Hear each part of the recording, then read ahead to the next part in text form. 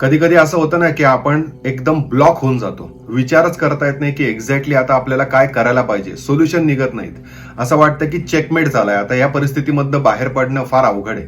माणूस एकटा राहायला सुरुवात करतो, एकटा पडतो. त्याला लोकांमध्ये जायला आवडत नाही. स्वतःला कोंडून घ्यायला सुरुवात करतो. नात्यांमध्ये यायला अडचणी सुरुवात होते. आणि हे जर सगळं होत असेल तर याला केतूची एनर्जी असं आपण म्हणू शकतो.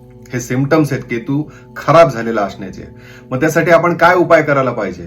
जास्तीत जास्त स्वतःवरती कष्ट घ्यायला पाहिजे, स्वतः प्रयत्न करायला पाहिजे. त्यातनं बाहेर येण्याकरता 2-3 अजून उपाय सांगतो महत्वाचे. एक, घरामध्ये जर समजा चाव्या सापडल्या तुम्हाला ज्यांची कुलपच नाहीयेत तर ते पहिले फेकून द्या. घरामध्ये जर समजा गळणारे नळ असतील किंवा पाईपलाईन कुठे गळत असेल ती क्लिअर करा. शनिवारी काळ्या रंगाच्या कुत्र्याला ताजी चपाती, ताजी भाकरीचा तुकडा जर समजा खाऊ घालता आला तर तो घाला. आणि महामृत्युंजय मंत्राचा रोज 108 वेळा जप करा. शिरीष कुलकर्णी, श्री श्रद्धा ॲस्ट्रॉलॉजी.